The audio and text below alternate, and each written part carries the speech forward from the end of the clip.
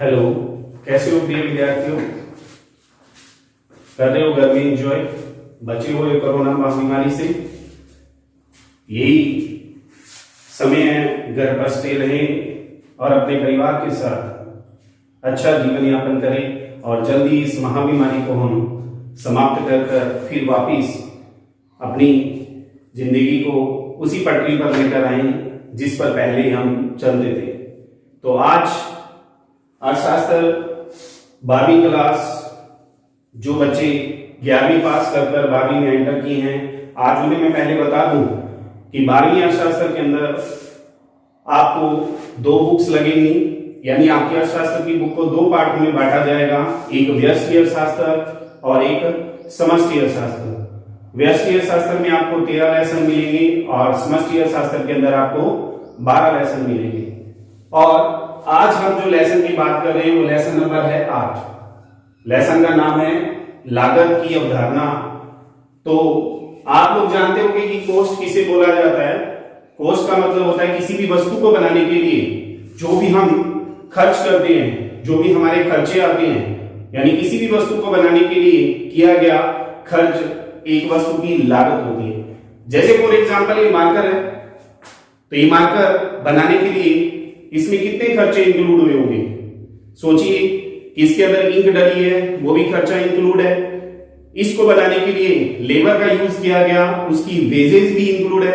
और दूसरा, इसका रॉ मटेरियल जो भी कच्चा माल है उसको भी परचेज किया, और एक फर्म ने जब अपना पैसा इनपुट किया उसका प्रॉफिट भी इसके अंदर इंक्लूड है। तो सबसे पहले हम एक बात आपको मैं बता दूं कि अर्थशास्त्र के अंदर कुछ साधन होते हैं, उन साधनों का प्रतिफल होता है, उसी अकॉर्डिंग कॉस्ट को निर्धारित किया जाता है। जैसे हम पहले बात करें कि सबसे पहले फैक्टर की बात की जाती है कि कौन कौन से साधन है। 5 साधन है।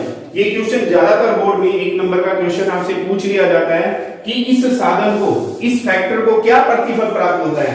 तो यानी कौन सा साधन, उसको क्या फैक्टर प्राप्त होगा। तो सबसे पहले हम बात करें कि श्रम। श्रम का मतलब श्रमिक से हो गया भी, कोई व्यक्ति आज काम कर रहा है तो वो अपना कौन सा साधन दे रहा है, श्रम दे रहा है। उस श्रम के बदले में उसको क्या प्रतिफल प्राप्त होगा, हम कह सकते हैं कि वेजेस, यानी उसको मजदूरी प्रदान की जाएगी। आई बात समझ में कि अगर हम कोई व्यक्ति अगर अपना साधन यानी श्रम लगाता है तो उस श्रम के बदले में उसे क्या दी जाती है, मजदूरी दी जाती है। हम दूसरी बात करें कि दूसरा साधन अर्थशास्त्र के अंदर बताया गया है भूमि, यानी लैंड। अगर कोई व्यक्ति अपनी भूमि यानी साधन किसी व्यक्ति को देता है तो उसके बदले में उसे कौन सा प्रतिफल प्राप्त होता है, तो हम कह सकते हैं कि लगान, किराया या भाड़ा। एक ही बात है इनके अंदर कि अगर हम भूमि किसी व्यक्ति को किराए पर देते हैं या उसका प्रयोग किया जाता है, उस भूमि के प्रयोग के बदले में हमें क्या प्राप्त होता है, लगान प्राप्त होता है, किराया प्राप्त होता है और भाड़ा प्राप्त होता है। यानी कि आपको 2 साधनों के बारे में बता दिया मैंने। सबसे पहले कि श्रम के बदले में क्या प्रतिफल प्राप्त होगा, मजदूरी। यानी अगर श्रम अपना काम करेगा तो जिस व्यक्ति के पास कार्य कर रहा है उसके बदले में उसे क्या प्राप्त की जाएगी, वेजेस, मजदूरी दी जाएगी। अगर किसी व्यक्ति से भूमि तो उसके बदले में उसे लगान, किराया और भाड़ा। तीसरा साधन हम कह सकते हैं कि किसी व्यक्ति से अगर हम पूंजी उधार लेते हैं या कोई व्यक्ति अगर पूंजी उधार देता है तो उसके बदले में क्या प्रतिफल प्राप्त होता है, ब्याज। यानी हम कहेंगे कि अर्थशास्त्र का तीसरा साधन पूंजी के बदले में कौन सा प्रतिफल प्राप्त होता है, ब्याज यानी इंटरेस्ट। फिर उसके बाद अगर हम बात करें उद्यमी की, जो मालिक होता है उसके बदले में अगर वो अपना साधन लगाता है तो उसके बदले में उसे क्या प्राप्त होता है, प्रॉफिट। फिर एक फैक्टर हो रह गया प्रबंध यानी मैनेजमेंट। यदि वो कार्य करता है तो उसको क्या प्राप्त होता है, वेतन प्राप्त होता है। तो अर्थशास्त्र के 5 फैक्टर्स के बारे में बताया गया है। पहला फैक्टर था श्रम के बदले में क्या प्राप्त हुई, मजदूरी। दूसरा भूमि के बदले में क्या प्राप्त हुआ, लगान, किराया। फिर पूंजी, उसके अंदर व्यक्ति को क्या प्राप्त होता है, ब्याज। और फिर उद्यमी जो मालिक होता है उसको क्या प्राप्त होता है, लाभ। और एक प्रबंध यानी जो मैनेजमेंट है उसको क्या प्राप्त होता है, वेतन प्राप्त होता है। तो ये अर्थशास्त्र के 5 साधन है। इन साधनों को लगाने के बाद एक किसी भी चीज को कहने का मतलब ये है कि जब तक आप किसी चीज का इनपुट नहीं करोगे तब तक आपको आउटपुट प्राप्त नहीं होगा। यानी कहने का मतलब लागतों को कहा जाता है कि आगत, कि भी किसी भी चीज को इनपुट करना और उसके बाद उसका आउटपुट प्राप्त करना। कि जैसे अगर एक बैलून है, बैलून के अंदर जब तक हवा नहीं भरी जाएगी तब तक उसका आउटपुट प्राप्त नहीं होगा। तो जब इन साधनों को लगाते हैं तो इन साधनों को लगाने पर हमारी क्या आती है, कॉस्ट आती है। कॉस्ट का मतलब लागतें। तो लागत भी काफी टाइप की है। सबसे पहले हम अगर छोटी बात करें तो सबसे पहले मैं आपको लागत बताता हूं, सामाजिक लागत।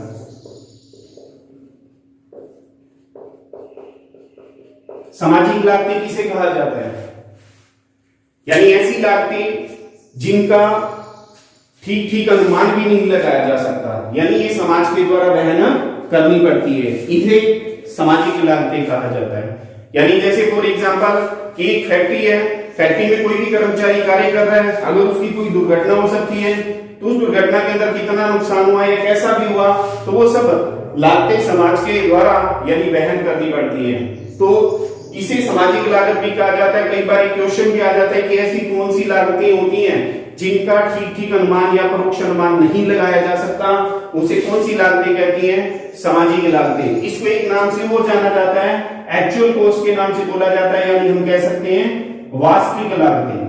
किस नाम से जानते हैं हम? वास्तविक लागतों के नाम से। यानी ऐसी लागतें जिनका अनुमान नहीं लगाया जा सकता या ठीक ठीक अनुमान लगाया जा सकता है, तो वो लागतें कौन सी कहलाती हैं? वास्तविक लागतें कहलाती हैं। यानी सामाजिक लागतें ये वहन करनी पड़ती है फर्म को, कि फर्म के कोई भी कर्मचारी है उसको किसी भी प्रकार की हानि हो रही है, नुकसान हो रहा है, ठीक है, या पर्यावरण को नुकसान पहुंचाया जा रहा है, उसकी जो भी भरपाई की जाएगी वो फर्म के द्वारा की जाएगी। क्योंकि ये जितनी भी कॉस्ट है, कोई भी फर्म है वो प्रोडक्शन करेगी, फर्म को प्रोडक्शन करते समय इन कॉस्ट को वहन करना पड़ता है। तो ये भी फर्म बस क्या करेगी? सामाजिक लागतों को वहन करेगी।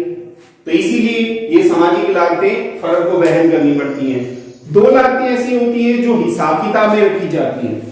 यानी हम अगर पहले बात करें सबसे पहली लागत के बारे में, जिसे कहा जाता है कि व्यक्त लागतें।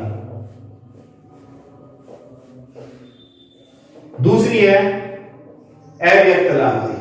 इनके नाम काफी ले सकते हैं हम। सबसे पहले हम जैसे व्यक्त लागतों को एक नाम से और भी जान सकते हैं, जिसको कहा जाता है स्पष्ट लागतें। दूसरा हम कह सकते हैं अव्यक्त लागतों को दूसरे नाम से जाना जाता है अस्पष्ट लागतें।